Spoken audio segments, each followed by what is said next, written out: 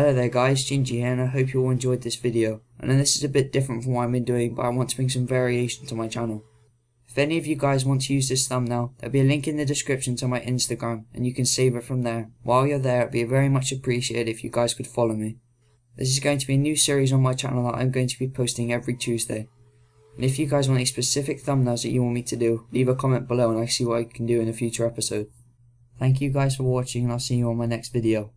Bye!